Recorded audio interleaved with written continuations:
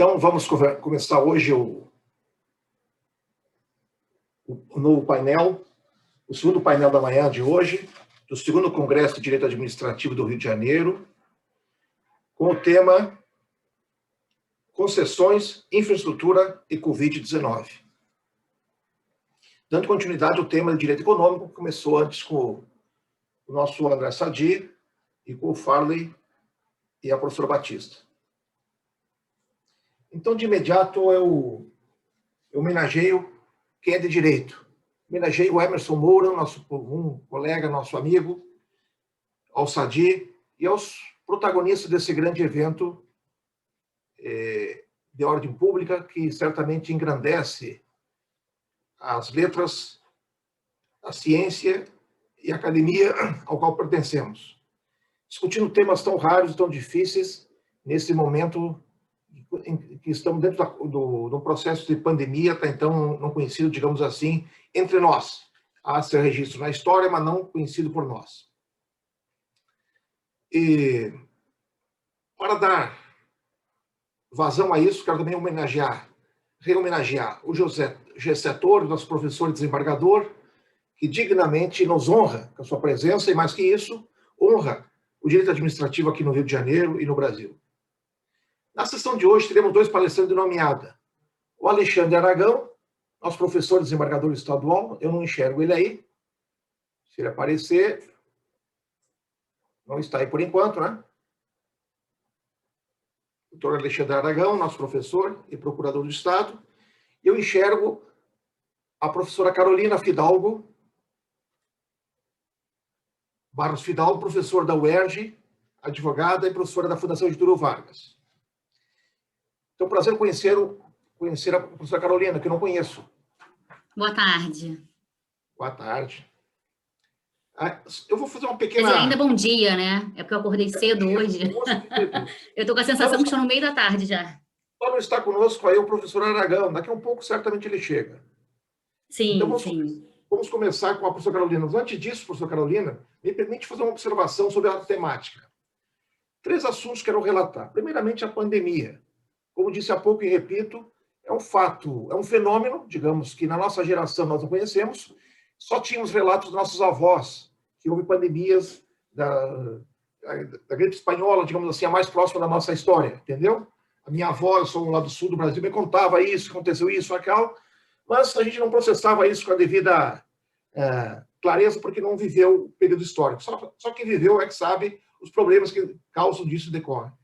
Então, a pandemia está aí, está presente, matando mais de 1.000 pessoas por dia. É uma questão que a gestão pública no Brasil, digamos assim, não teve uma simetria das formas e não teve um combate adequado. Porque outros países, digamos assim, semelhantes ao Brasil, tiveram resultados muito melhores que o nosso devido a uma simetria de formas entre os entes federados e os atores políticos proeminentes.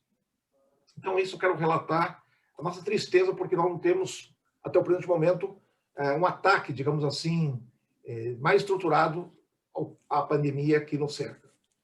A questão da concessão e da infraestrutura. Os temas são afetos à concessão e infraestrutura. O problema do Brasil mais sério, certamente,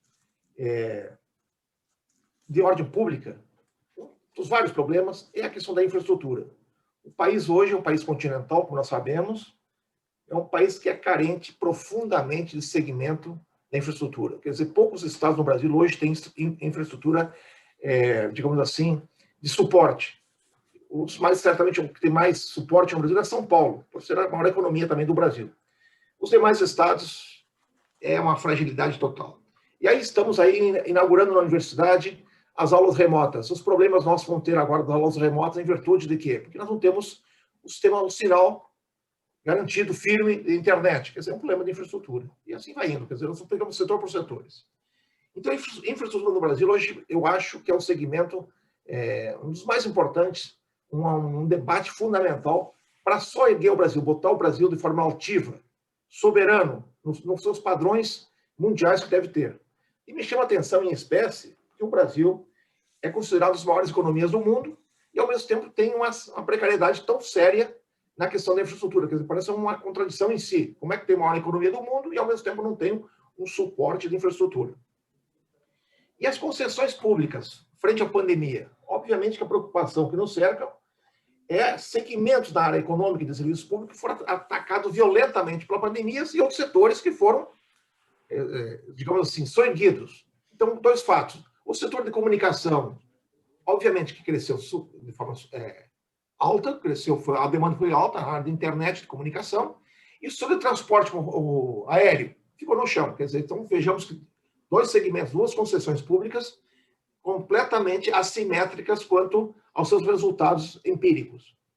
E aí o que me chama a atenção, e a preocupação que eu tenho, é a questão do equilíbrio econômico-financeiro desses contratos, principalmente em setores onde foi aviltado seriamente o equilíbrio econômico-financeiro.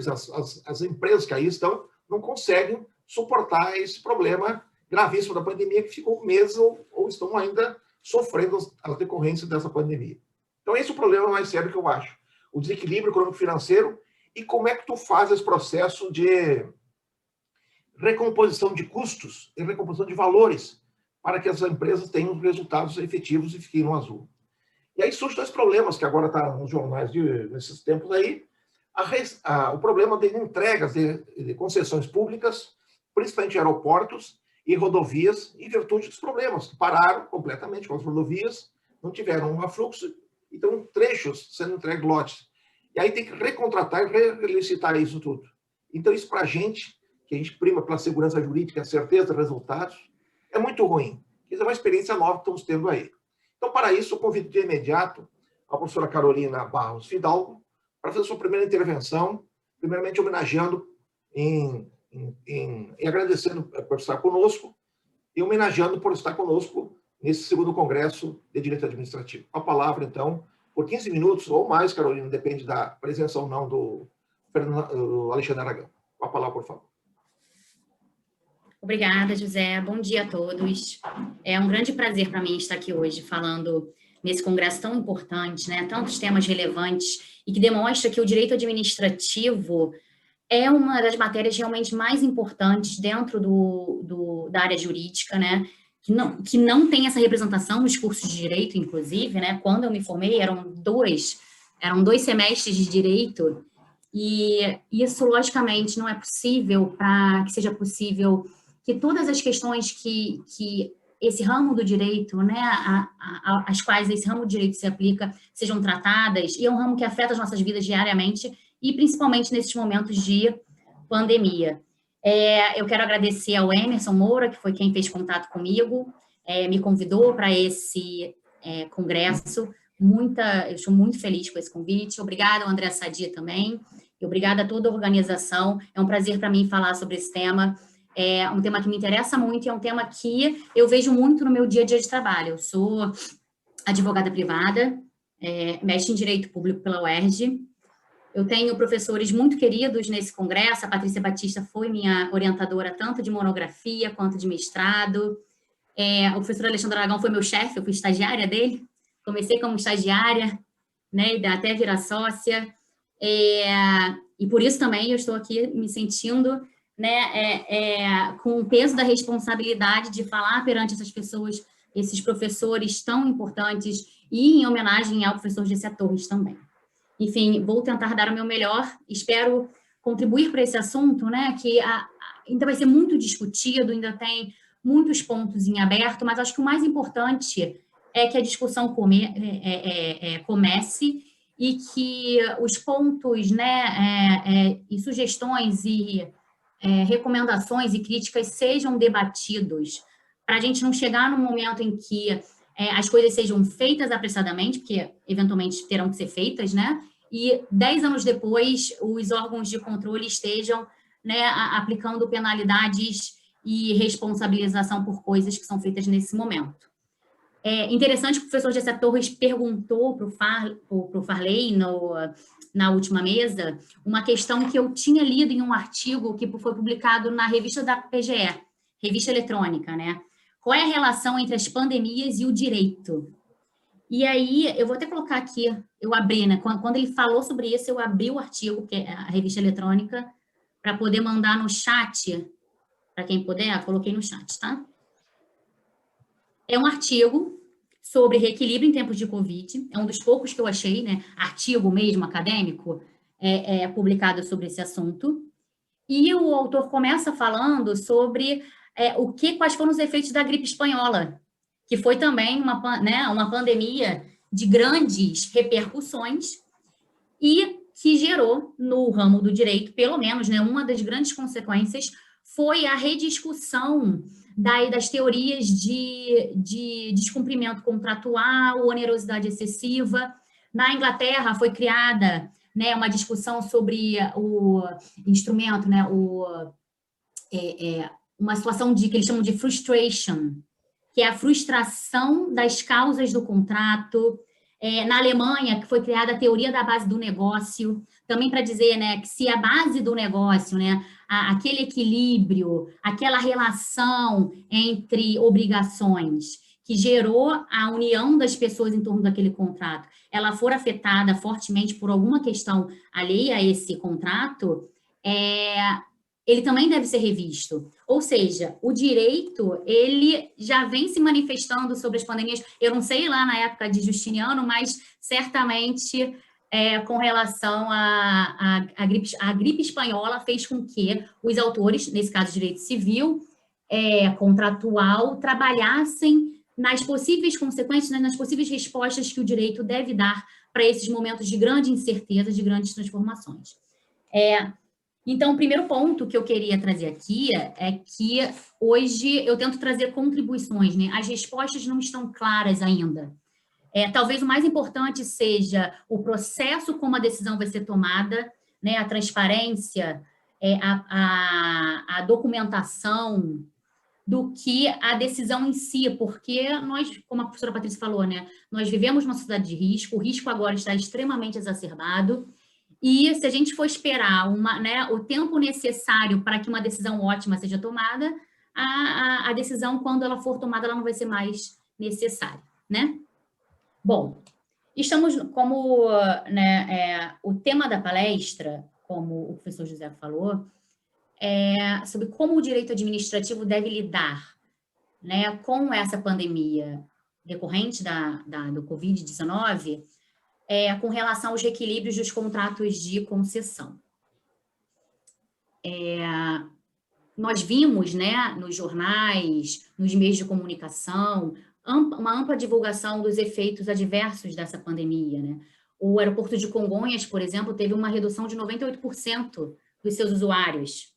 O aeroporto de Guarulhos, maior aeroporto do país, teve uma redução de cerca de 80%. E isso porque ele tem uma grande demanda por transporte de cargas. Ele está transportando muito medicamento, muito equipamento, mas em termos de transporte de pessoas, houve uma queda muito expressiva.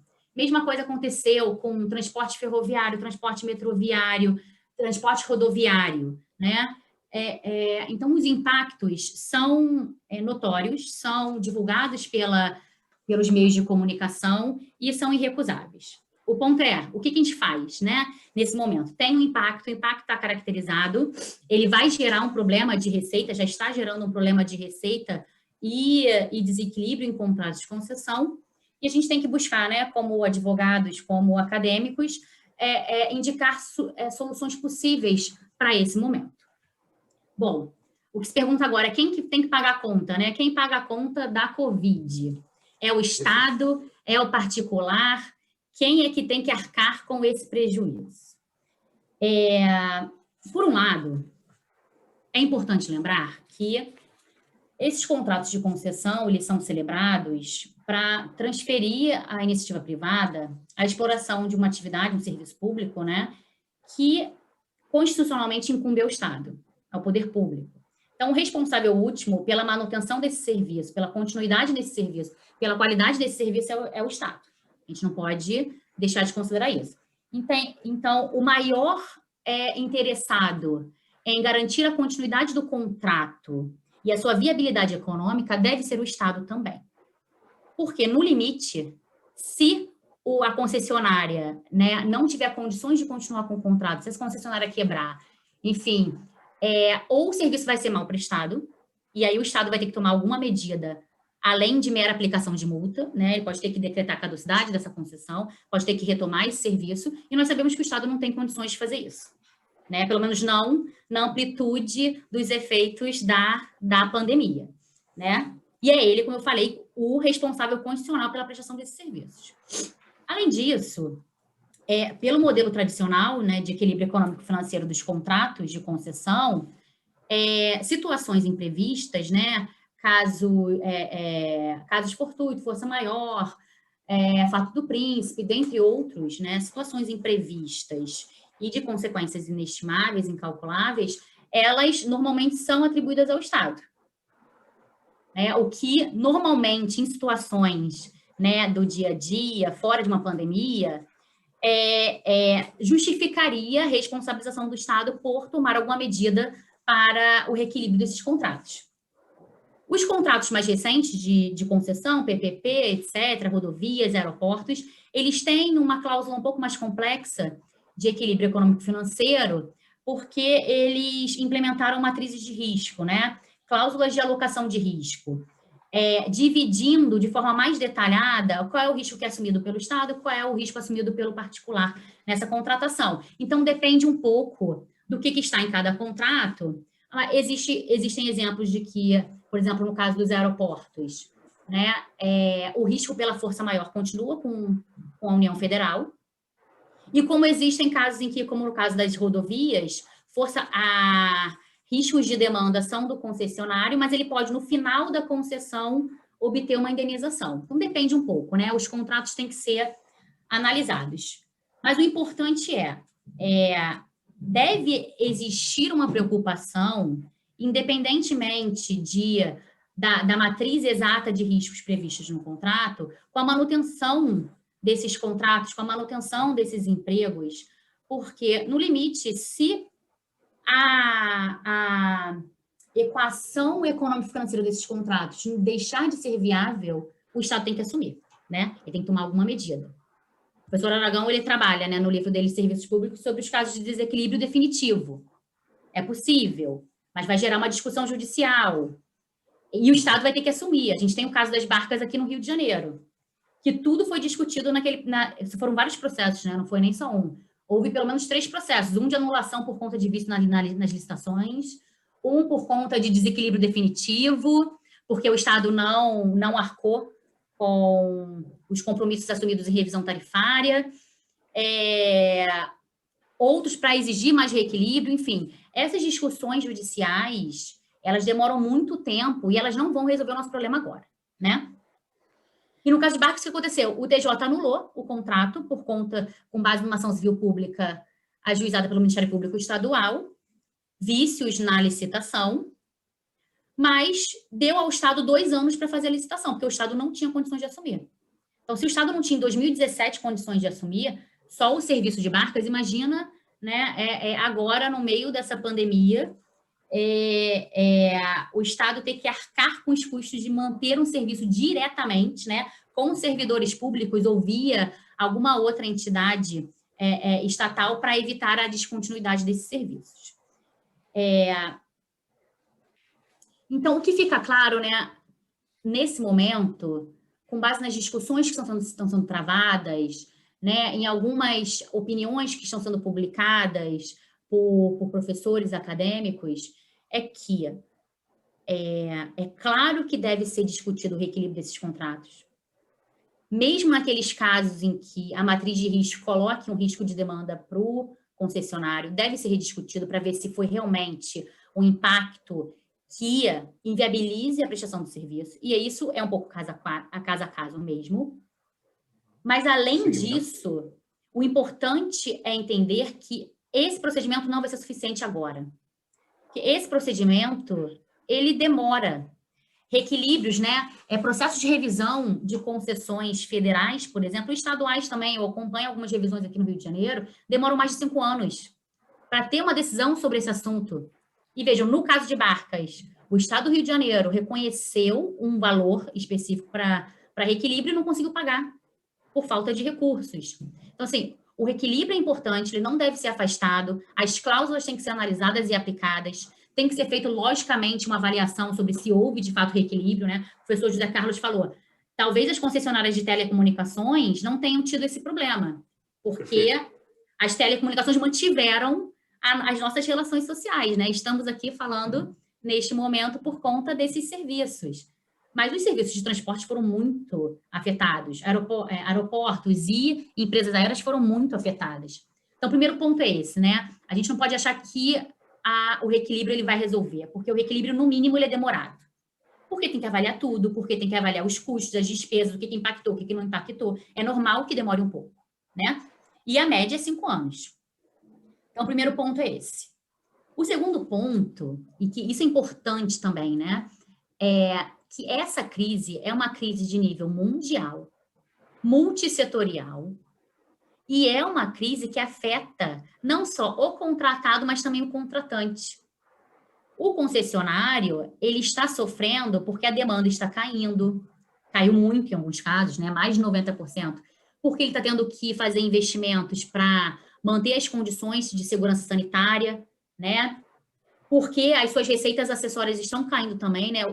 As concessionárias de aeroportos, elas têm nas receitas acessórias, né? Aluguel de lojas, restaurantes, etc. Uma grande fonte de recursos, também importante, né? Hotéis, etc.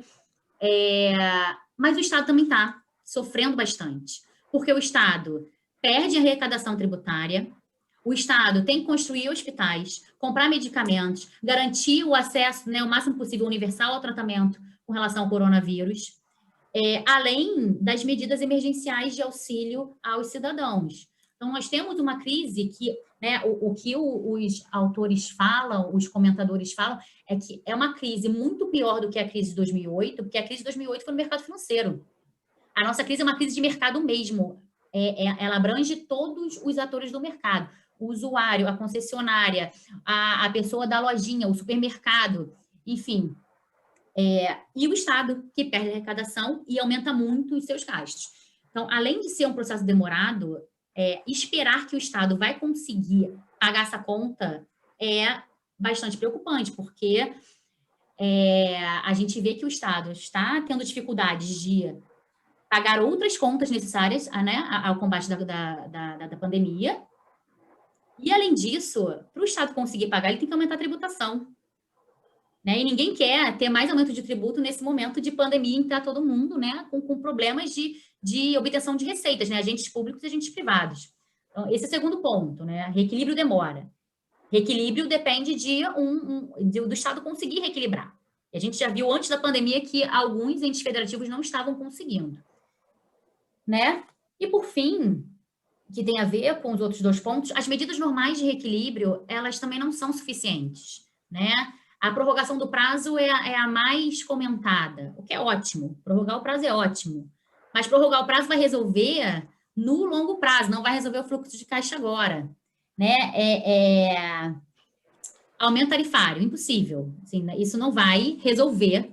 Né? Talvez reduza ainda mais a demanda que já está em queda. No setor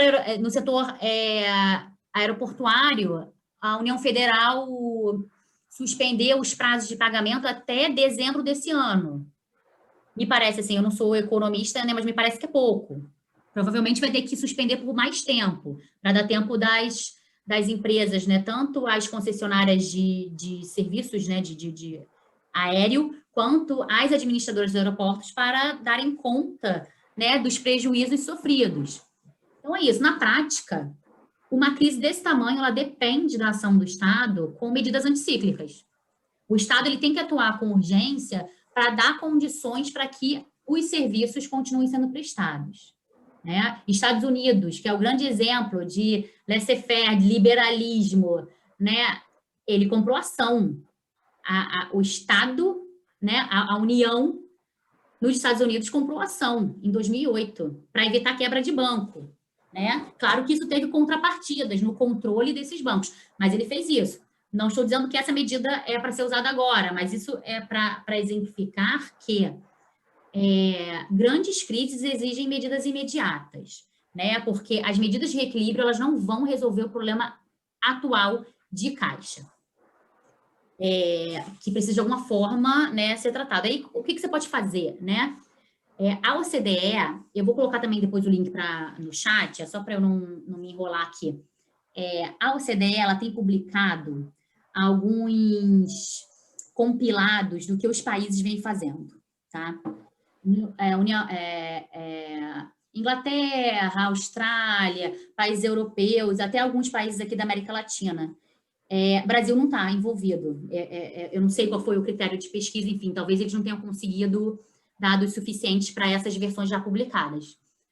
Mas um ponto interessante, que eu acho que é o que eu queria mais falar no dia de hoje, é que OCDE, Inglaterra, Austrália, França, eles estão apostando não só nessas medidas anticíclicas de concessão de financiamentos, redução de juros, liberação de alguns pagamentos ou prorrogação de pagamentos, né?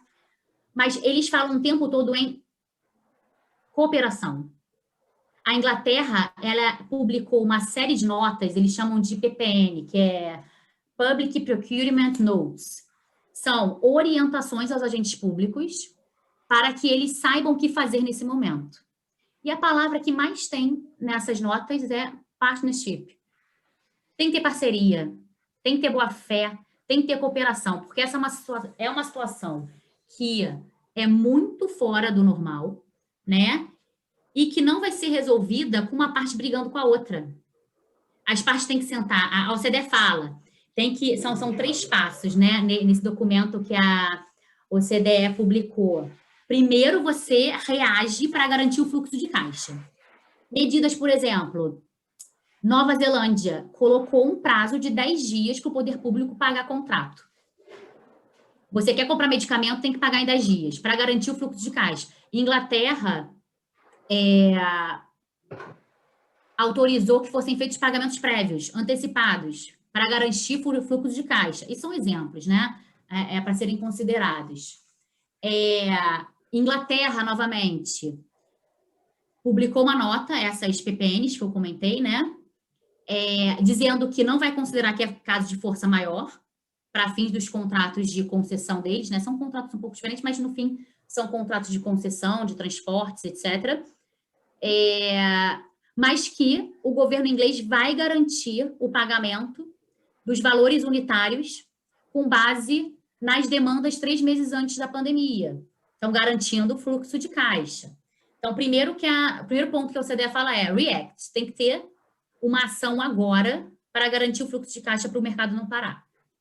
E aí isso tem que ser, logicamente, avaliado junto com economistas, né? O que é possível, o que é viável, mas é necessário. E aí a OCDE dá vários exemplos, né? O segundo, ela fala reassess. E aí, isso é muito falado também nessas notas da Inglaterra. Repriorização. Tem que ter um esforço de repriorização de gastos. É difícil, é complexo, dá muito trabalho, mas tem que ser feito. Tem que ser avaliado, tanto em termos de gastos gerais do Estado, mas também em cada concessão, o que é prioritário. Não dá para agora, nesse momento, em que os recursos são escassos, a demanda está caindo, discutir se vai gastar com higienização ou se vai gastar, por exemplo, proteção do patrimônio histórico. Né? Todos são valores importantes, mas a gente tem que lidar com as necessidades e as urgências que uma pandemia gera.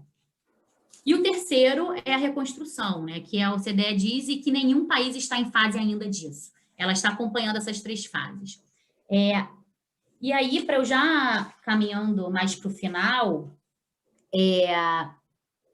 eu acho que o grande ponto nesse momento é entender que a pandemia não é, as consequências econômicas da pandemia e as consequências da pandemia para os contratos de concessão, elas não serão resolvidas por uma medida só. Tem que ter, sim, revisão dos contratos para que tenha essa repriorização, né? Como a Inglaterra fala tanto, para que tenha uma, talvez, redução do escopo. O STJ decidiu, né, há pouco tempo atrás, que um município não pode obrigar um concessionário de transporte urbano a manter a mesma quantidade de ônibus e a mesma extensão da linha quando os usuários, né, o número de usuários caiu muito.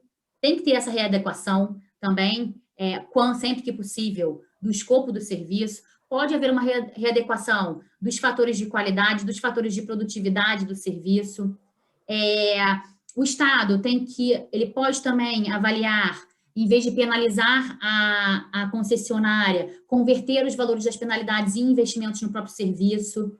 Ele pode pensar em liberar o pagamento de algumas parcelas das outorgas quando, né, estivermos falando de contratos que ainda haja, nos quais ainda haja pagamento de outorgas. Ele pode pensar numa estrutura diferente para o pagamento, né, para a divisão dos lucros oriundos de projetos associados. Enfim, o ponto, né, principal é que vai ser necessária essa reanálise, essa revisão, essa repriorização Perfeito. dos contratos, né? E aí, eu ainda tenho tempo? Desculpa. Não tem tempo. Ah, tá. Só registrar, Carolina, que o professor Alexandre Aragão já se encontra conosco aqui. Tá? Ah, ótimo. Aí pode, agora, então, concluir. Não posso falar nenhuma besteira. Não, tranquilo. Está falando muito bem. Parabéns, tá, Carolina? Eu já chamo daqui a um pouco o Alexandre Aragão, mas pode concluir, então, Carolina, por favor, tá? Por coincidência, o professor Alexandre Aragão me chamou para coordenar um curso da UERJ junto com ele, de pós-graduação. E essa semana teve uma aula com o professor Walter Schwenkner, que tem um livro muito importante sobre proteção das legítimas expectativas, da confiança do particular, né, pelo Estado. E aí o professor trouxe uma consideração que, embora ele tenha percebido isso quando ele fez, né, a tese dele, é muito relevante para o momento atual. O que ele falou? Nesses momentos, o particular ele quer segurança, ele quer garantias, ele quer proteção da sua legítima expectativa. Então, se a gente chegar num momento como esse e os contratos forem quebrados, né, as decisões forem tomadas de forma unilateral, isso é muito mais grave do que repactuar, do que tentar compartilhar as perdas entre o Estado e o poder, né, privado. Por isso que eu achei interessante que a palavra mais usada nesses documentos da Inglaterra é partnership. E a OCDE fala nesses documentos também muito em cooperação, tem que sentar e tem que olhar em conjunto, tem que cooperar, tem que ter boa fé. E isso tudo junto com a transparência. A Inglaterra, por exemplo, ela exigiu que, para que ela faça pagamentos antecipados, que os contratados têm que se submeter a um regime que ela chama de open book. Ela quer ver a contabilidade, para ver se realmente ele foi impactado e se realmente ele precisa de medidas excepcionais. Isso é transparência, né? O que a gente precisa de transparência, de documentação, para que todas as medidas tomadas e decisões tomadas nesse momento sejam colocadas por escrito e fundamentadas, para que o controle posteriormente possa entender exatamente, né, até com base na LINDB, que foi tão discutida nesse congresso, quais foram as circunstâncias consideradas. E o controle respeite isso, né? No momento de pandemia, num momento de grave crise econômica, se estiver bem fundamentado, se as alternativas tiverem sido consideradas, ainda que a decisão daqui a 5 anos não seja boa, você pensa num reequilíbrio depois, né? Em vez de penalizar o agente público, que tem atuado de boa fé, logicamente, né? Uhum. Então, acho que o grande ponto, assim, eu acho que o que é a experiência estrangeira, e eu falei aqui, né, algumas medidas que eles vêm tomando, mas o grande ponto é que eles falam, tem que sentar e tem que cooperar e tem que rever, porque os métodos normais não vão resolver, reequilíbrio demora, o judiciário não vai resolver nesse momento, vai demorar muito tempo. A gente tem casos, especialmente no Rio de Janeiro, em que isso não acontece.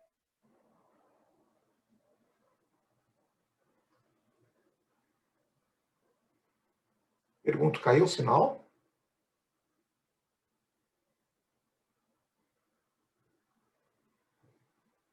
Estou sem contato com a professora Carolina.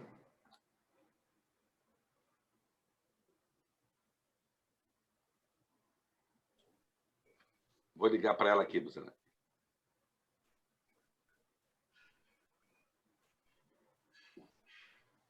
Alexandre Aragão, você está...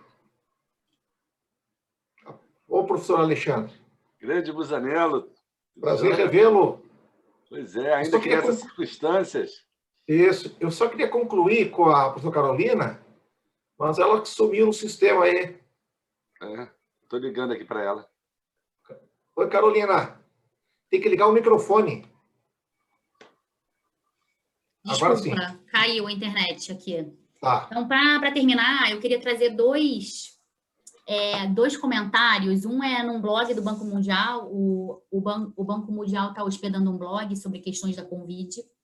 E aí tem um artigo interessante, depois vou colocar também no chat, que o autor fala sobre a necessidade de você dar respostas enquanto os ares da Covid ainda estão soprando. É isso que a gente falou, né? O reequilíbrio, ele, em algum momento, vai ser discutido, claro. Mas o importante é que você não aguarde isso para fazer alguma coisa. As respostas têm que começar a ser dadas agora, enquanto os ventos ainda sopram, né? E aí o autor fala também que é nesse momento que o P da parceria, né? Lá também eles falam em PPP, o P da parceria público-privada tem que ser realmente, né, honrado. É claro que é difícil a gente falar isso, né? Pode parecer utópico num país com tantas mazelas de corrupção, com tantos problemas, mas se isso está sendo falado em outros países e se realmente a gente está num momento, né, muito grave e no qual as soluções normais não são suficientes, eu acho que a solução é essa, é lidar com boa fé, como a gente exige de um contratante privado. E que depois essas soluções sejam honradas. Eu vou dar aqui um exemplo em que, para terminar, agora prometo, em que uma alteração contratual depois gerou graves prejuízos concretamente para a concessionária, que foi com base no contrato aqui do metrô do Rio de Janeiro. O Estado ele passou para a concessionária, depois acho que 10 anos de concessão, 8 anos de concessão, o dever de aquisição dos trens, tá? Dos trens do metrô. Isso está no site da Getrans, que tem lá todo o contrato e seus aditivos. Porque o Estado reconheceu que não tinha dinheiro para comprar os trens e passou para a concessionária, tendo como contrapartida a prorrogação do prazo. E aí o contrato previa que Estado e concessionária iam negociar o prazo para cumprimento dessa obrigação dentro de um ano. Essa negociação nunca acabou. Isso é objeto de um processo, tá? No TJ do Rio, é público, por isso que eu estou comentando. Mas essa negociação nunca acabou e a concessionária foi penalizada porque não cumpriu o prazo. Então, há outras questões relevantes nesse momento, mas eu quis trazer esse exemplo porque isso não pode acontecer, né? A cooperação é necessária nesse momento. Não pode o Estado decidir agora, dar um prazo e depois muda o governante e isso não é cumprido. É nesse momento que o P da parceria tem que ser realmente honrado. Enfim, só para destacar aqui, algumas medidas anticíclicas já estão sendo tomadas no Brasil. Essa semana, inclusive, foi publicada a MP 998 do setor elétrico, tá? Que também é uma MP importante porque ela desvia não, né? Eu digo desvia em termos positivos, né? Ela transfere recursos de pesquisa e desenvolvimento do setor elétrico para o fundo da conta Covid, que também é uma possível, né, medida pelo Estado. Buscar fundos que agora, nesse momento, não sejam os mais importantes e, eventualmente, alterar destinação por lei, né? Ou trazer outras receitas que não estão sendo utilizadas agora, como pesquisa e desenvolvimento no setor elétrico, para compor o fundo de emergência para as distribuidoras, né? Para evitar que nós, consumidores, tenhamos que pagar as contas. Enfim. Ok. Então, muito obrigada pelo tempo. Ok. Muito obrigada pelo tempo. Foi um grande prazer estar aqui hoje. Eu tentando colaborar, né, com a discussão desse assunto. Excelente. Eu vou mandar alguns links pelo chat para quem tiver interesse. Isso. E, claro, ficou à disposição para as perguntas. Obrigada. Carolina Fidalgo, muito obrigado pela sua prestigiosa palestra. Eu só quero engrandecer com algumas informações para demonstrar, como disse na abertura, da simetria de como a pandemia atacou alguns setores. Vamos pegar a questão do transporte. O transporte urbano foi severamente atacado com o transporte aéreo. Mas o transporte de cargas, por sua vez, do agronegócio e de portos, não. Quer dizer, então, vocês viram que no meu segmento de transporte, teve setores que foram mais atacados, outros menos. Aí você coloca a questão da boa-fé e do princípio da confiança, de restabelecer esses contratos. É essa questão que é importante. Porque eu vejo muitas vezes nos jornais esses valores monstruosos de bilhões e bilhões, mas tem que chegar num detalhamento tal técnico de aferição de qual é o valor efetivo do prejuízo da pandemia para recompor, se porventura tem que o Estado, o Tesouro, botar dinheiro nisso, tá? Então, obrigado pela mais uma vez, pela prestigiosa palestra. E, sem delongas, eu chamo, então, o Alexandre Aragão, nosso comum amigo, fundador do nosso instituto, meu amigo de longa data, de sonho de juventude, de que nós vamos mudar profundamente o país, com um toque de mágica, né? Assim, nós imaginávamos na luta política no passado, que as eleições diretas, com a democracia, o processo constituinte, já era o bastante suficiente para nós termos um documento solene, democrático e mudar o país. Mudamos muito, mas falta muito para mudar. Então, com isso, professor Alexandre Aragão, eu passo a palavra para você fazer as suas intervenções sobre esse tema das concessões públicas e a questão da infraestrutura nesse contexto de pandemia. Com a palavra, Alexandre Aragão. Muito obrigado, é um prazer estar aqui com a Carolina e também com o Busanello, como ele disse, né, amigo e companheiro aí, desde o movimento estudantil. E, infelizmente, à distância, e também, infelizmente, para tratar de um assunto difícil e no qual não há solução que deixe alguém insatisfeito, né? Assim, eu acho que a melhor solução que vai haver nesse assunto aqui envolvendo o poder público e concessionários vai ser uma solução que deixe todos insatisfeitos. Porque a questão não é fácil. Eu quero manifestar aqui que eu ainda não tenho opinião formada sobre isso, e por isso eu vou trazer assim várias opiniões que estão sendo veiculadas, alguma análise de direito comparado, histórico, sobretudo do direito administrativo francês, que é a origem de toda a questão relativa a equilíbrio econômico-financeiro. Bom, primeiro, algumas questões. É uma força maior ou não é uma força maior? Ou é uma força maior plus? Tem alguns autores sustentando que nós teríamos um tipo de risco, que são os riscos que podem ser monetizados, que de alguma maneira você pode esperar e pode monetizar. Uma greve geral, uma coisa... Mas que tem riscos que não teriam nem como ser imaginados. E que a pandemia se encontraria dentro desses riscos que nem poderiam ser imaginados. Isso faria para esses autores, muitos deles economistas, não juristas, com que as previsões dos contratos, alocando a uma ou outra parte força maior, não fossem aplicadas à pandemia. Que o contrato seria silente sobre esses riscos totalmente incogitáveis. Então, tem essa discussão que já está acontecendo. Outra discussão, mesmo que seja... só voltando a essa discussão. Aí, por outro lado, os autores que defendem ser força maior dizem, não, isso aqui é força maior, sempre foi. Força maior sempre foi para esse tipo de coisa. Gripe espanhola foi considerada, na época, força maior. As duas guerras mundiais foram consideradas força maior. Não teria uma peculiaridade nessa força maior se a gente pegar um período histórico maior e também experiências internacionais. Outra pergunta que se faz é, seria uma força maior ou um fato do príncipe?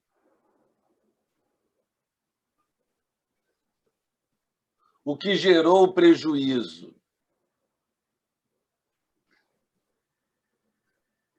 foi a pandemia ou foram os atos estatais editados em razão da pandemia? Por exemplo, quem que fechou o aeroporto? Foi o vírus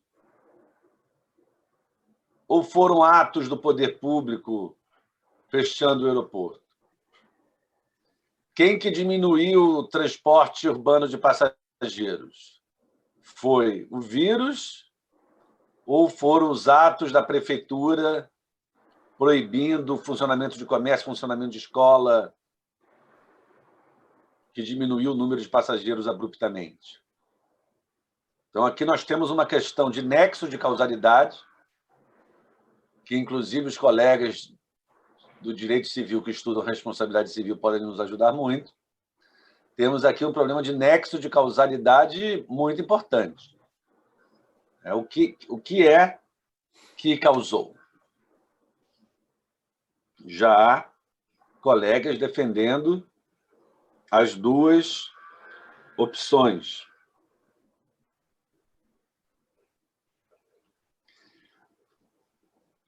Outra questão, a alocação de riscos que eventuais contratos tenham feito, seja para colocar, vamos dizer, a força maior, ou o fato do príncipe, o que quer que a gente considere, seja para colocar a pandemia como um risco do poder concedente, seja para colocar sobre o risco do concessionário, ou dividir de alguma maneira, mas a pergunta que cabe é: essas alocações de risco contratuais devem ser consideradas de forma absoluta, dura lex, sed lex, pacta sunt servanda, ou diante da excepcionalidade da situação, ou diante de, como bem a Carolina falou, todas as partes envolvidas estarem sendo afetadas, e eu acresceria não só a concessionária como o poder concedente, como os usuários também. Né? Todas as partes envolvidas estão sendo afetadas, então, o que fazer com essa alocação absoluta que tenha em algum contrato? Aplica ela e pronto? Ou se faz uma filtragem dela do ponto de vista da equidade? Do rebus sic stantibus. Se aplicando, inclusive, eventualmente, a nova LINDB, quando fala que em qualquer interpretação, qualquer aplicação, se deve ter em consideração as consequências concretas que a decisão vai tomar. Vai atribuir tudo uma parte, vai arrebentar a parte, qualquer que ela seja, ou se deve interpretar diferente em razão da LINDB.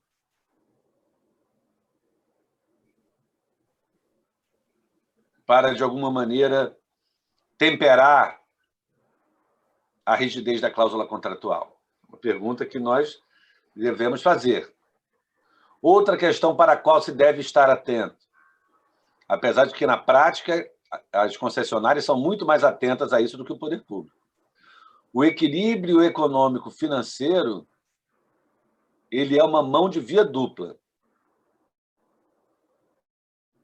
Ele serve tanto para reequilibrar a favor do concessionário, como para reequilibrar em favor do poder concedente. E aqui eu não sou economista, não entrei nos números, mas, por exemplo, como no caso que o Busanello se referiu, de que os portos, e no parecer da AGU sobre reequilíbrio econômico financeiro também se refere a isso, Busanello, que os portos até aumentaram os serviços. E quero relatar, Aragão, que quem está ouvindo aí é o Oswaldo Agripino, nossa autoridade maior do Importos. Opa! Beleza, Oswaldo. Depois aparece aí, Oswaldo. Saudade. Então, pelo menos a informação que tem lá naquele parecer de que aumentou, que a pandemia fez diretamente aumentar o movimento nos portos. Então, era o caso também de eventualmente se reequilibrar. Não é só reequilíbrio porque se deu mal, é reequilíbrio também porque se deu bem. Tem algumas pessoas que estão falando que talvez algumas rodovias em que haja rodovias de veraneio, que o movimento de pessoas que estão meio morando em Búzios, estão meio morando em Itaipava, que isso fez que o movimento da estrada, do pedágio, aumentasse bastante. O movimento que só tinha no fim de semana passou a ter praticamente durante a semana toda também. E que isso, então, teria sido um benefício oriundo da pandemia.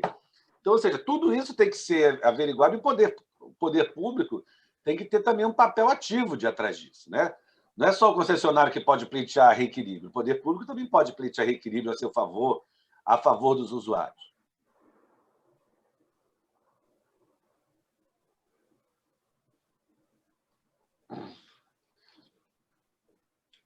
E aí, nós entramos no que talvez seja a grande discussão que está havendo. Já com divergências entre próprios pareceres do setor público.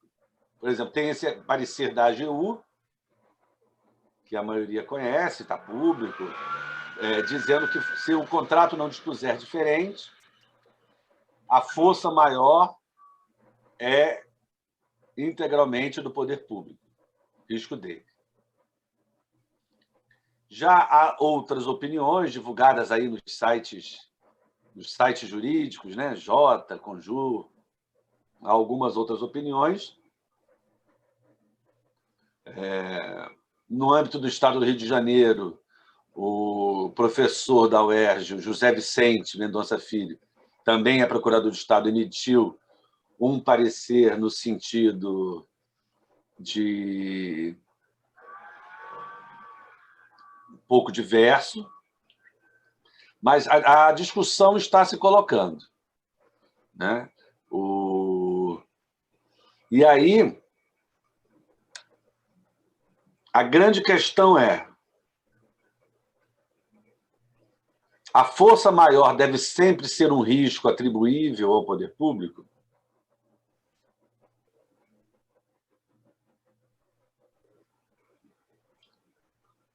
E aqui nós vamos ter uma doutrina majoritária tradicional e uma doutrina importante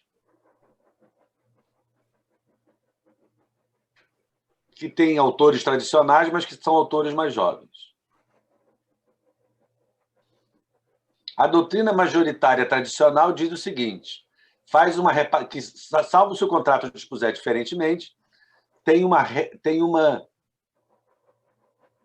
divisão entre a área econômica ordinária e a área econômica extraordinária.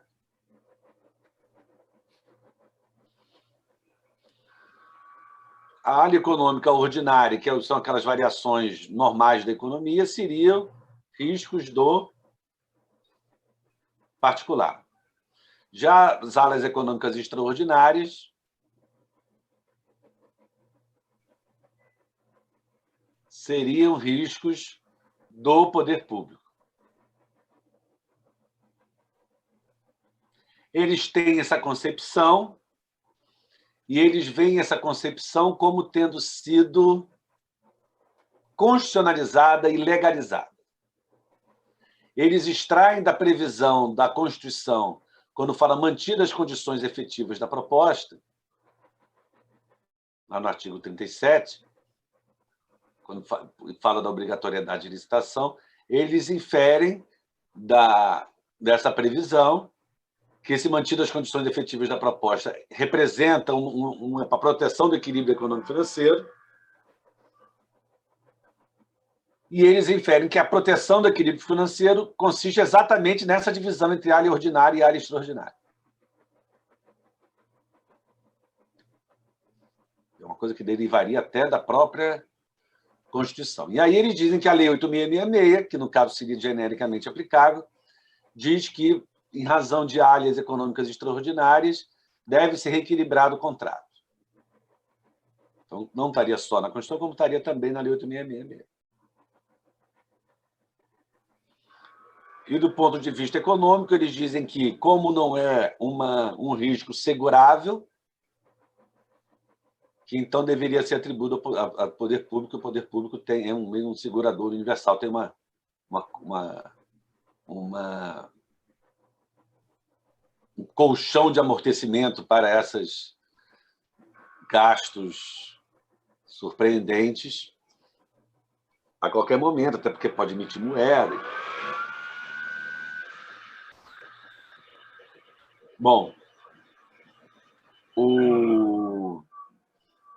essa é uma visão. Outra visão é a de que Primeiro, a Constituição não constitucionaliza um modelo de equilíbrio econômico-financeiro. Por isso eu falo de mantidas as condições efetivas da proposta. E esse mantida a condição efetiva da proposta é muito mais para estabelecer a vinculação ao instrumento convocatório do que para estabelecer um princípio de proteção ao equilíbrio econômico-financeiro.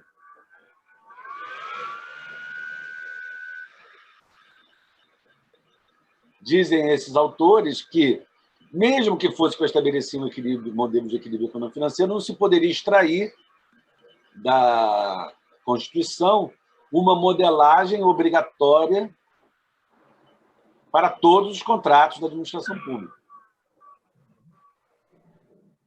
Isso poderia variar de contrato para contrato, de lei para lei.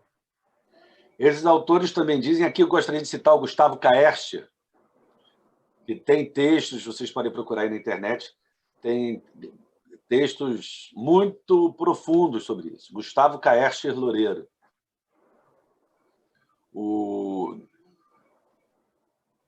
Então, o Gustavo Kaercher, por exemplo, ele diz também que a própria lei das licitações, ela não faz essa divisão estanque, tanto que ela fala que esse reequilíbrio vai ser por acordo. Porque ela também não é absoluta, assim. E diz também que ela não seria aplicável no particular às concessões de serviços públicos, porque as concessões já teriam uma previsão específica sobre isso. Qual seria a previsão específica sobre isso que está na lei das concessões? Estaria na definição de concessão, que fala que o concessionário vai atuar por sua conta e risco. Não distingue que risco é esse. Essa doutrina também fala que o que é a doutrina tradicional majoritária? Eu me refiro aqui majoritária porque, por exemplo, a Maria Silvia de Pietro é uma autora super tradicional e ela concorda com essa segunda opinião aqui que eu estou relatando. Ele diz o seguinte, que a doutrina tradicional fala, não, como os riscos do particular são maiores por causa das cláusulas exorbitantes, a sua proteção também tem que ser maior. Esses outros autores dizem o seguinte, não, tudo bem, a proteção tem que ser maior. Mas tem que ser maior em relação à cláusula exorbitante. Força maior não é de responsabilidade nem de uma parte nem de outra. Nenhuma das partes foi responsável pela força maior. Não faz sentido incumbir apenas uma delas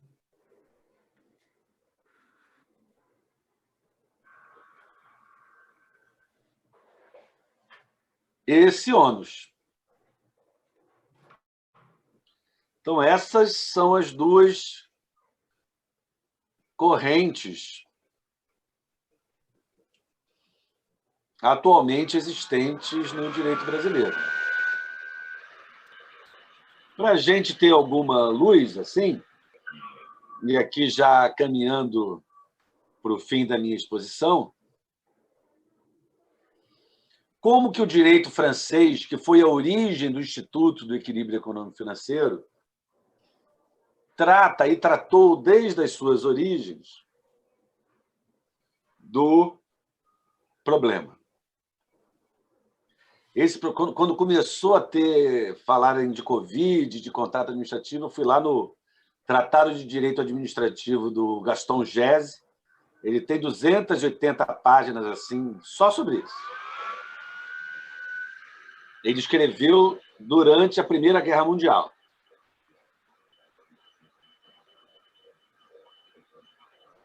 Que nós também podemos considerar uma super força maior, né?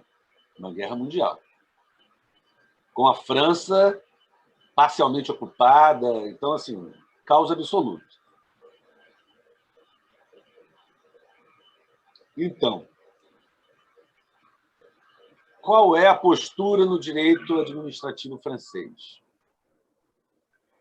A postura no direito administrativo francês é o do compartilhamento dos prejuízos oriundos de força maior.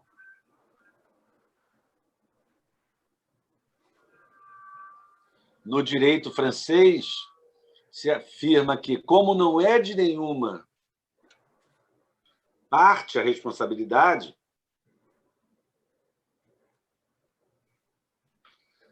os prejuízos devem ser divididos. E eles também deixam muito claro que são os prejuízos. Não são os lucros cessantes. O poder público ele entra para ajudar o contrato a continuar. Para ajudar. Não é tudo dele. As duas partes têm que agir em cooperação no direito francês para fazerem o contrato atravessar a força maior, um período de força maior. E aí o Gaston Gesse chega até a dizer o seguinte, ó, e é o prejuízo global do contrato. Se o contrato teve lucros no passado, esses lucros também devem ser considerados como agora tendo que ser queimados na época da força maior. Se mesmo esses lucros do passado não forem suficientes, aí o Estado reparte o prejuízo suplementar com o particular. E o curioso é que no direito administrativo francês, aqui na linha do que a Carolina Fidalgo fala, o Gaston Gesse ele expõe tudo isso.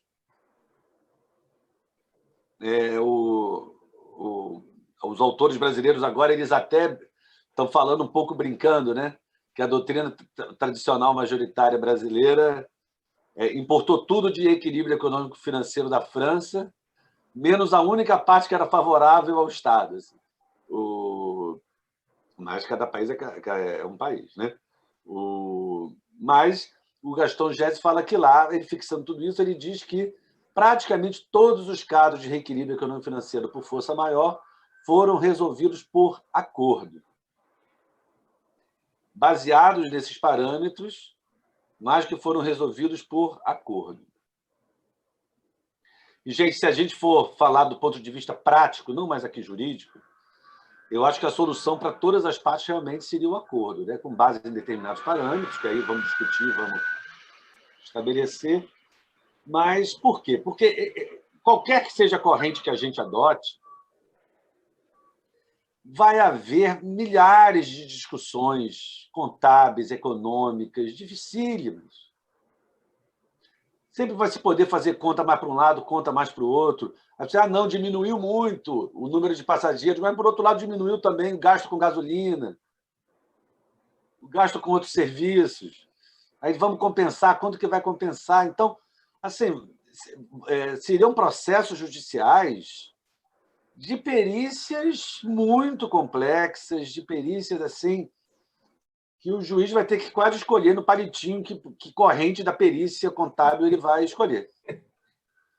Então, seria muito aconselhável que fosse feito acordo. Agora, lembrando também que esses acordos vão ficar sujeitos ao Tribunal de Contas. E aí o Tribunal de Contas pode ter uma opinião diferente. E mais, mesmo, olha, se hoje tivesse uma decisão judicial mandando o Estado colocar tanto de grana para compensar alguma coisa, será que o Estado ia ter dinheiro? Será que isso não ia entrar para o precatório para ser pago não sei quando? Então, do ponto de vista das concessionárias, eu acho que se encontrar um acordo, né, com um aumento de tarifa que for possível, com prorrogação de prazo, que eu sei que não resolve o fluxo de caixa de agora, mas eu acho que vai ser aconselhável, né?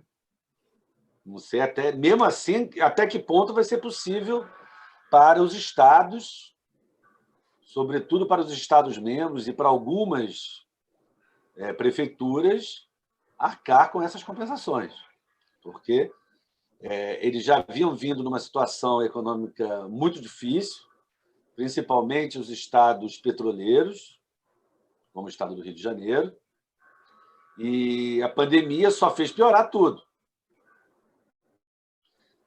Então, aquilo, a força maior é para os dois. E eu acho que o que nós podemos hoje dizer, e aqui reiterando que eu não tenho ainda nenhuma posição formada sobre o assunto, mas o que a gente pode dizer hoje é que o tema está muito menos pacífico do que ele era antes. A pandemia fez com que alguns autores fossem levados, talvez até dentro dessa evolução do direito administrativo, né, que revisão de institutos que tem passado nos últimos anos, a pandemia fez com que alguns autores retomassem a discussão do tema do reequilíbrio econômico-financeiro em razão de força maior, retomassem a discussão das suas raízes e, emergindo dessas raízes, saíssem com opiniões diferentes da tradicional de que seria, em princípio, um risco só do poder concedente. Essa discussão que nós estamos iniciando agora e vamos ver quais serão a adoção da minha posição e da posição de outros autores e, sobretudo, que é o que importa, dos órgãos jurídicos dos entes estatais. A Procuradoria do Rio ainda não tem uma decisão definitiva sobre isso, até onde eu sei. E também dos órgãos de controle. Seria importante também os órgãos de controle emitirem opiniões sobre isso. O Tribunal de Contas da União fez recentemente um seminário sobre o tema, com opiniões bastante diversas, era quase metade dos autores defendendo uma posição, metade dos autores defendendo outras, e um ou outro, como eu, em cima do muro ainda, mas eu já mostrando o interesse dos órgãos de controle também manifestarem opiniões sobre a principal questão, que é: casos de força maior devem ser incumbidos apenas ao poder público ou devem ser compartilhados entre poder público e concessionário? E, qualquer que seja a posição, a segunda questão importante que temos que definir: o valor a ser considerado, seja para arcar totalmente, seja para compartilhar, o valor a ser considerado é o valor do prejuízo ou tem que incluir também os lucros esperados pelo particular durante o período de pandemia? Bom, eram essas as observações, um sobrevoo geral sobre o estado da arte, das discussões atuais sobre o tema. Eu recomendaria para vocês verem um balanço de tudo isso no artigo primoroso do Gustavo Kaerscher, Loureiro. É um caderno da FGV. Vou até tentar aqui, ver se eu já passo para vocês. Tá? Prazer estar aqui, prazer estar com a Carolina, com o Busanello, com o Oswaldo, que está em algum lugar aí.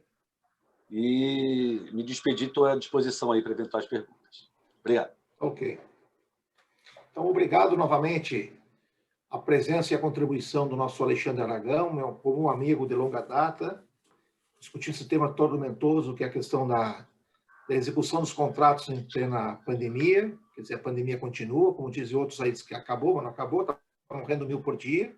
Quer dizer, então, estamos ainda no refluxo dos problemas anteriores e continuando. Isso impacta, obviamente, a administração pública, porque você falou muito bem, Alexandre Aragão, uma coisa importante que tem que ficar atento, que a administração pública, ao mesmo tempo, ela é vítima também, porque ela arrecadou menos, a administração tributária, digamos assim, também arrecadou menos, se arrecadou menos, também ela é vítima, juntamente com a concessionária, que é outro.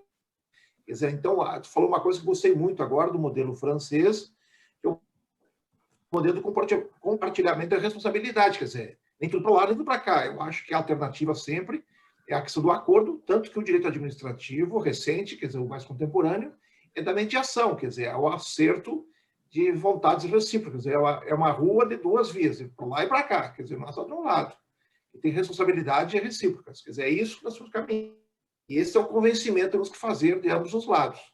Porque, e não pode ser por setores, o transporte. Então, tem que ser analisado quase caso a caso, cada caso a caso tem um impacto diferente das contradições do processo pandêmico. E aí eu falei na abertura, professor Aragão, com a professora Carolina, que eu cito dois casos que eu acho ruim, mas são casos verdadeiros do Brasil, que é a questão dos aeroportos, do Galeão e de Campinas, que tiveram problema na execução do contrato administrativo lá atrás, porque tinha um fluxo de passageiro determinado e não alcançaram, já estavam mal das pernas, foi um tiro de misericórdia, quer dizer. Então, estão rediscutindo a relicitação e a entrega da licitação para o Estado ou fazer um novo acordo, uma nova modelagem. Isso é um problema. E outro problema, sim, das rodovias que foram, digamos assim, concedidas a curto prazo, no Brasil, onde parou completamente o trânsito, o transporte, quer dizer, os caras foram para o chão. Então, querem entregar também, quer dizer, isso para a gente é ruim, porque tu vai e volta, essa figura nova da relicitação, que é a questão nossa, quer dizer, isso é ruim, porque tem certeza jurídica proeminente sobre isso. Então, eu de imediato, eu queria ver se tem no chat nosso aqui, passar as questões para vocês. Em regra, os alunos as pessoas estão aqui demandando, que foram muito bem impressionados com a expectativa dos palestrantes, etc. E eu de imediato, eu digo a vocês dois, os nossos palestrantes, que a função típica do Estado, que é a questão da regulação, da contratação, das concessões, etc., é visar a estabilização de ambos os lados, quer dizer, um ganha-ganha, quer dizer, a administração pública ganha o usuário, ganha a administração pública e o empresário, obviamente, tem que ser um ganha-ganha.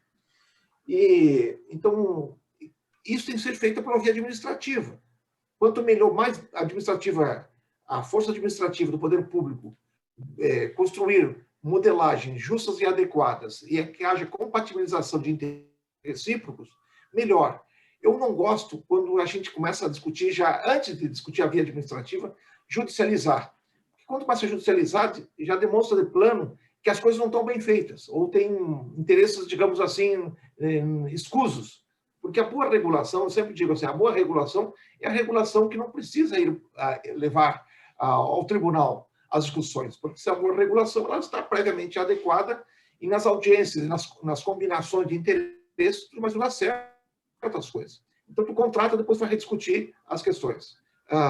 Então, eu sempre digo isso às pessoas com quem eu falo, que as concessões de infraestrutura são fundamentais para o Brasil destravar hoje a economia, destravar o desenvolvimento do país. O país tem que ter uma melhoria sensível nesse segmento, mas tem que ter, por sua vez, um Estado, quer dizer, um aparelho de Estado e pessoas que estão ali na decisão que entendam de forma grandiloquente o que estão fazendo. E muitas vezes a gente vê aí nas agências reguladoras, que a gente conhece muitas, que são pessoas que não estão operando com clareza, porque não tem um perfil técnico desejável, são um perfil mais político, isso é muito ruim. Então, nós precisamos, no Estado, obviamente, ter recursos materiais importantes, suficientes, seja materiais, esse dinheiro, orçamento, e seja pessoas qualificadas. E quem está no direito administrativo, que é o nosso caso, a gente não morre por falta de assunto, porque não tem dia que não tenha uma modificação em todos os aspectos, seja licitação, contas públicas, reforma administrativa, tributária, etc. Quer dizer, nós estamos acossados diariamente por problemas que nos trazem, no cotidiano, como o professor Aragão falou, como é que se resolve esses problemas. A Carolina também falou como é que se resolve essa quantidade de problemas que nos é postado no dia a dia, e os setores exigem da gente respostas justas e adequadas. E muitas vezes a gente não tem, porque a gente não sabe como enfrentar isso. E a pandemia nos colocou no outro padrão de discussão disso, porque é um fato, digamos assim, que nós não temos julgados anteriores. Nós não temos um julgado no direito administrativo brasileiro, digamos, que evidencia uma pandemia que ataque todos os setores de forma assimétrica. Então, como é que tu resolve isso? Então, no chat aqui. Tem várias questões levantadas aqui. Inexigibilidade de condutas diversas do Estado. A Bruna nos pergunta aqui. Houve uma inexigibilidade de conduta diversa do Estado. O Estado, pergunta assim a vocês dois, quando o Estado age, privilegia um setor e não privilegia outro setor, podemos responder isso por omissão administrativa ou na desconstituição do nexo causal? Eu não entendi bem a pergunta que a Bruna nos faz aqui. Se é uma omissão administrativa, quando o Estado responde, digamos assim, a um setor e não responde a outro, não desconstitui o nexo causal, já que o nexo causal, digamos assim, é evidentemente a questão da pandemia. E como é que fica a questão do fato do príncipe e o dever de indenizar? Então, começaremos com a Carolina. Vê se conseguimos tornar-se claro, por favor. A pergunta não está muito bem formulada. Há uma formação doutrinária sobre isso? Eu entendia que ela está querendo saber se o fato do Estado ter tido o dever de agir para controlar a pandemia, por exemplo, com as medidas de isolamento social, né, se isso não excluiria o dever dele de indenizar por desequilíbrio. Né? Eu li e isso foi o que me apareceu, quer dizer, que eu entendi. Que é um pouco do que o Aragão falou, né? A discussão é se os danos causados foram decorrentes da pandemia em si, e aí é uma força maior que se aplica aos dois entes contratantes, né, que impactou os dois entes contratantes, ou dos atos do poder público. E esses atos do poder público sendo necessários também para evitar danos maiores. O que eu vi de discussão foi isso que já foi comentado. É força maior, não é força maior, é fato do príncipe, poderia fazer ou não, tem um excesso de regulação nesse caso, né? Precisava ter né? As medidas tinham que ser tão restritivas. Enfim, o que eu vi também de interessante, para mim, assim, eu não tenho... Eu estou um pouco na linha do professor Aragão, eu não tenho ainda uma convicção do quanto, de como isso vai ser resolvido em termos de reequilíbrio. Eu tendo a achar que vai haver um compartilhamento de perdas, necessariamente. E eu tendo a achar que, de fato, a gente esperar que o Estado, com base naquela doutrina clássica, né? Porque também no direito administrativo, a gente tem uma coisa que é a doutrina como grande fonte do direito, às vezes sem considerar o que está exatamente na lei, né? A gente achar que o Estado vai resolver todos os problemas garantindo as expectativas de lucros depois disso também é complicado, né? Eu não tenho uma posição fechada, mas a gente tem que lidar também um pouco com o que está no contrato e a realidade. E aí, quando eu fiz a pesquisa para essa palestra, eu vi 2 exemplos interessantes, 2 países, foi Portugal e Inglaterra, que Portugal editou uma lei, eu posso até mandar aqui o link para vocês depois, e a Inglaterra editou aquelas notas que eu comentei durante a minha palestra. E os 2 falando que eles não vão reconhecer força maior por conta dos atos que foram tomados pelo poder público, né? Portugal disse que não vai reequilibrar financeiramente, ele só vai estender os prazos e, eventualmente, reduzir o escopo do contrato. E a Inglaterra disse que não vai reconhecer força maior, mas a tendência é que garanta o fluxo de caixa com base lá no pagamento dos valores unitários por usuário, né? Considerando a demanda existente antes da pandemia, para garantir uma previsibilidade. Então, para vocês verem, né, a gente tem uma discussão aqui no Brasil, se é força maior, se é fato do príncipe, etc., indeniza ou não. E no exterior, você tem países excluindo a caracterização da força maior, mas assumindo que alguma coisa tem que ser feita pelo Estado para garantir a continuidade. Né? Isso, na prática, é um pouco em linha com o que o professor Aragão falou também.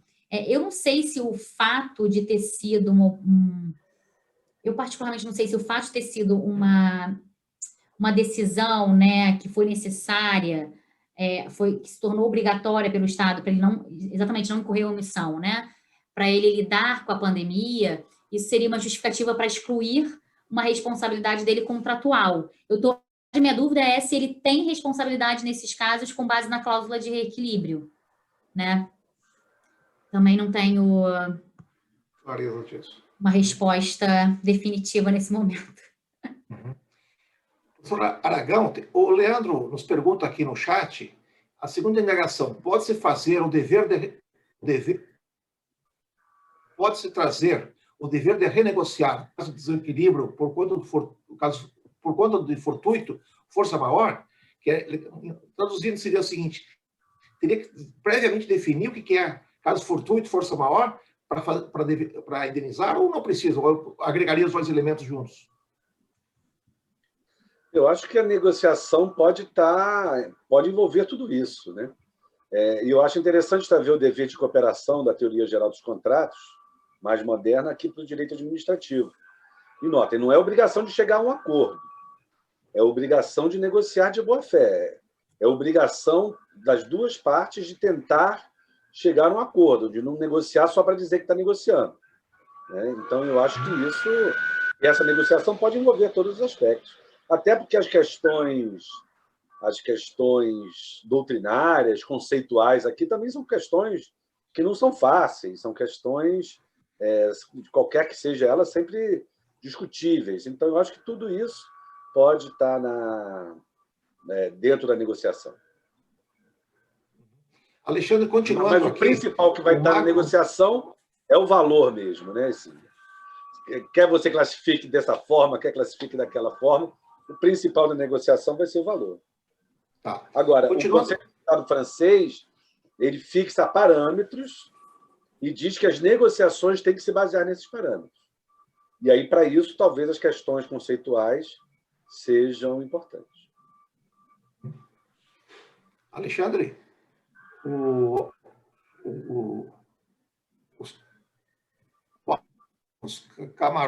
Caramori, ele pergunta o seguinte, as concessionárias coletivo estadual e interestadual foram impedidas de operarem por força de decretos estaduais.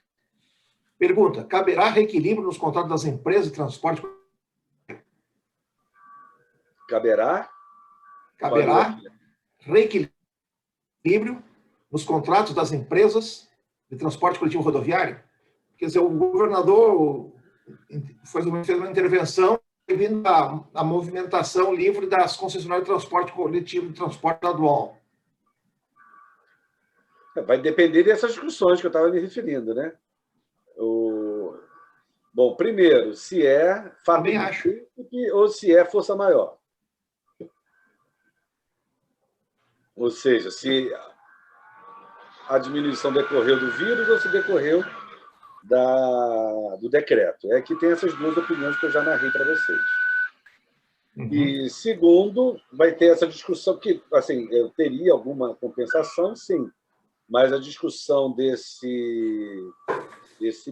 do valor da compensação vai decorrer também dessa discussão, que hoje é uma discussão muito forte entre compartilhamento ou não dos prejuízos ou também do lucro cessante. São todas essas, são as três principais discussões que tem.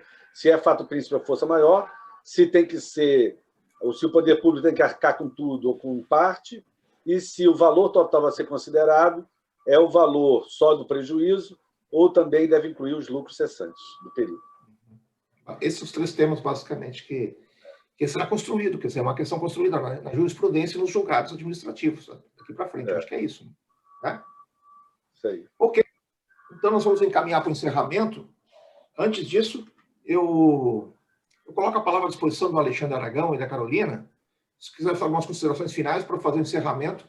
Antes disso, quero dizer que o nosso evento, por uma razão protocolar, não fiz esse registro anteriormente, ele é realizado pelo Instituto de Direito Administrativo do Rio de Janeiro, que é uma associação civil registrada e sem finalidade lucrativa, de ingresso aberto e de gestão plural, para acadêmicos e profissionais que atuam ou têm interesse na área.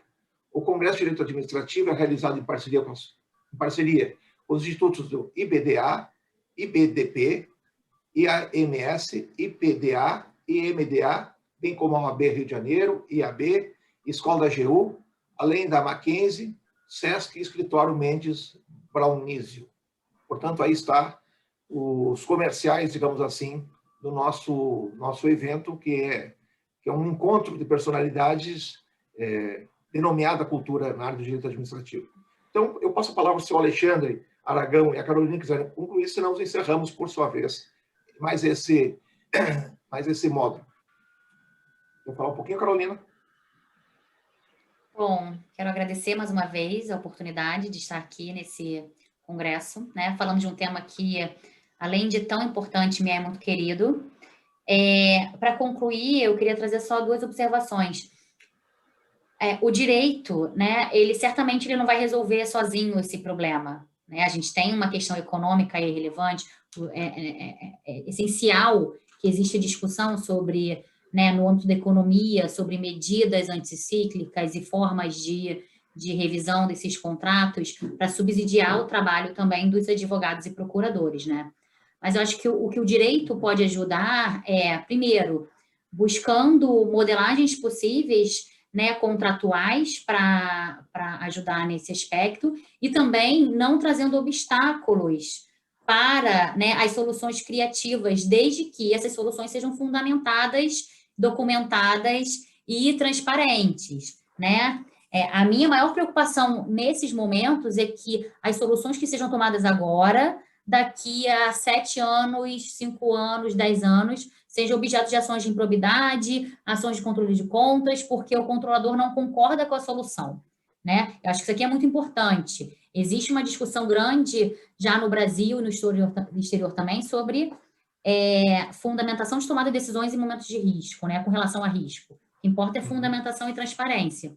E aí um ponto que o professor Aragão falou na palestra dele, que me ocorreu também, porque isso é falado nos documentos de outros países, é muito importante que, nesse momento, os órgãos de controle falem entre si, conversem e também expressam, né, orientações. A Inglaterra fez isso, a OCDE está fazendo isso, a França faz isso, né? Existem sites dizendo como que os agentes públicos devem devem tratar desses assuntos, né, exigindo essa fundamentação, dizendo quando é que pode pagar antecipado, quando é que não pode pagar antecipado. Então, acho que os órgãos de controle, nesse momento, podem ter essa atuação preventiva também, não só repressiva.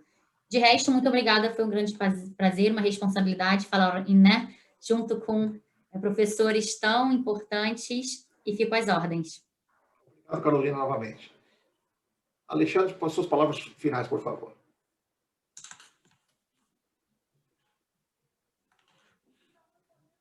Ele está no mudo, tem que destravar. Alexandre, liga até o... É porque eu acho que ele não consegue, eu não conseguia. Alguém tem que destravar para a gente. Consegui agora, consegui. Eu não estava liberado para acionar o microfone. Bom, mas, Busanello, é um prazer estar aqui com a Carolina, com você. Parabenizar o IDAERJ aí na pessoa do Emerson Moura, do Peixinho. Parabenizar também o nosso homenageado do seminário inteiro, o professor Gessé. E estamos sempre à disposição aí do Instituto, da Unirio, e vamos ver para onde todas essas discussões nos levam. Sem caminho.